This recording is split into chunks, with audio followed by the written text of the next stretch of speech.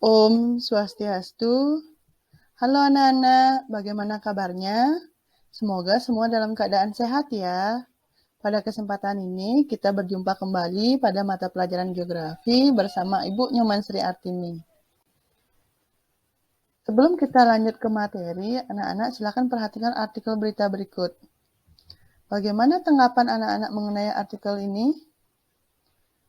Iya, bagus sekali. Artikel ini membahas mengenai pembunuhan gajah di Indonesia yang semakin meningkat. Siapa pelaku di balik semua itu? Ya, oknum manusia yang tidak bertanggung jawab.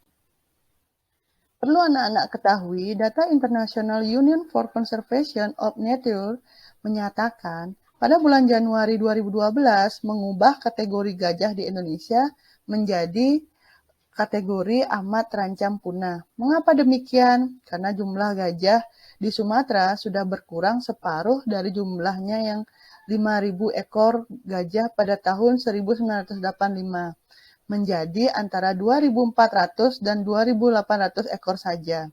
Para ahli lingkungan memperingatkan bahwa dalam kurun waktu 30 tahun, gajah bisa sama sekali punah bila tidak dilindungi. Maka dari itu anak-anak, pada kesempatan ini kita akan belajar materi mengenai konservasi flora dan fauna, baik di Indonesia maupun di dunia. Adapun pokok bahasanya, yang pertama, faktor kerusakan flora dan fauna, dampak kerusakan flora dan fauna bagi kehidupan, dan konservasi flora dan fauna di Indonesia serta dunia. Apa saja faktor kerusakan flora dan fauna? Itu ada 3 yang Ibu rangkum. Yang pertama ada seleksi alam. Alam menyeleksi makhluk hidup yang dapat bertahan hidup pada suatu wilayah. Seleksi tersebut bisa berupa iklim, ketersediaan makanan, dan lain sebagainya. Terus faktor yang kedua ada faktor yang disebabkan oleh manusia. Kerusakan oleh manusia kerap terjadi untuk memenuhi tuntutan kehidupan manusia. Terus yang ketiga itu adalah bencana alam yang dapat mempercepat kerusakan lingkungan dan mengancam kehidupan hewan maupun tumbuhan. Terus dampak dari kerusakan flora dan fauna itu yang pertama mempengaruhi keseimbangan alam dan mengancam kelestarian lingkungan, mengganggu kestabilan ekosistem yang ada, habitat makhluk hidup lambat laun semakin mengecil sehingga tidak mampu menampung makhluk hidup yang ada di dalamnya, menyebabkan perubahan lingkungan, punahnya makhluk hidup. Menurut hasil penelitian Lembaga Ilmu Pengetahuan Indonesia, saat ini Indonesia menempati urutan pertama loh di dunia dalam memusnahkan keanekaragaman hayati dan hutan lindung. Anak-anak yang Ibu banggakan, mengingat begitu banyak dampak yang ditimbulkan dengan adanya perusakan terhadap flora dan fauna, maka kita sebagai manusia perlu adanya upaya perlindungan atau konservasi terhadap flora dan fauna tersebut. Apa sih konservasi itu? Maka dari itu kita akan bahas lebih mendetail.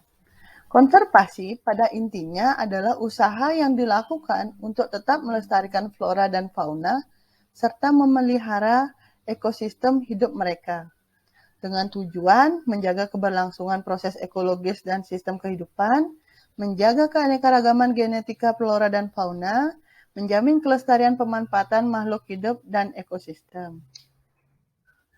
Berdasarkan Undang-Undang Nomor 26 Tahun 2007, kawasan yang dilindungi untuk pelestarian alam dibagi menjadi 2, yaitu kawasan suaka alam dan kawasan pelestarian alam.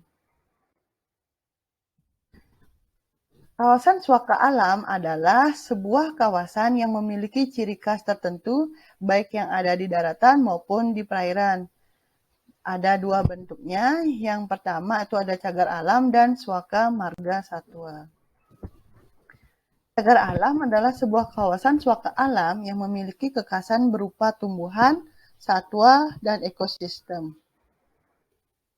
Contoh cagar alam yang ada di Indonesia sebenarnya ada banyak, tapi yang Ibu kasih contohnya cuma 3. Yang pertama, cagar alam Cibodas di kaki Gunung Gede di Jawa Barat. Terus ada cagar alam Penanjung Pangandaran di Jawa Barat juga.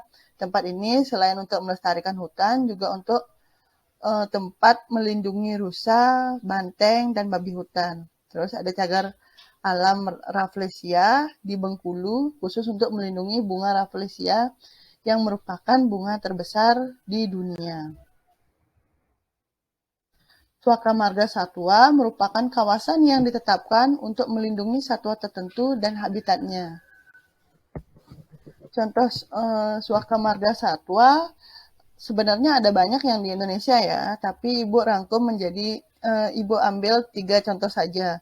Yang pertama itu ada Suaka Marga Satwa Gunung Luser di Aceh, merupakan Suaka Marga Satwa terbesar di Indonesia. Hewan yang dilindungi itu adalah gajah, badak Sumatera, orang hutan, tapir, harimau, kambing hutan, dan rusa. Terus ada Suaka Marga Satwa di Baluran, Jawa Timur.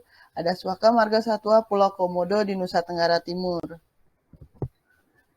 Kawasan pelestarian alam ini memiliki fungsi yang hampir sama dengan kawasan suaka alam ya. Namun ada nilai lebih karena dapat dimanfaatkan sebagai sumber daya alam hayati dan ekosistemnya secara lestari. Ada 3 bentuknya anak-anak. Yang pertama ada taman nasional, taman hutan raya, dan taman wisata alam. Taman nasional ini adalah kawasan pelestarian alam yang memiliki ekosistem asli, dikelola dengan zonasi serta dimanfaatkan untuk tujuan penelitian, pendidikan, dan menunjang budidaya pariwisata dan rekreasi. Contohnya ada di Bali juga, Taman Nasional Bali Barat. Terus ada Taman Hutan Raya, Taman Wisata Alam, dan kebun raya, kebun binatang merupakan kawasan untuk koleksi hidup yang berfungsi untuk melestarikan jenis flora dan fauna. Terus ada konservasi flora dan fauna di dunia. Di dunia ada banyak sekali ya untuk melestarikan flora dan fauna, tapi Ibu ambil sini ada 3 saja. Itu ada Phoenix Island Protected Area di Kiribati, Oceania. Terus yang kedua ada Northeast Greenland National Park di Greenland. Ada The Great Limpopo Transfrontier Park, Mozambik dan Zimbabwe di Afrika Selatan. Nah, demikian anak-anak untuk materinya. Dari penjelasan tadi bisa Ibu simpulkan ya bahwa untuk menjaga kelestarian dan keberlangsungan hidup flora dan fauna baik di Indonesia maupun dunia serta habitatnya perlu adanya upaya perlindungan agar tidak terjadi yang namanya kepunahan ya anak-anak. Demikian yang dapat Ibu sampaikan. Apabila ada salah kata Ibu mohon maaf. Sekian dan terima kasih. Om Santi Santi Santi Om.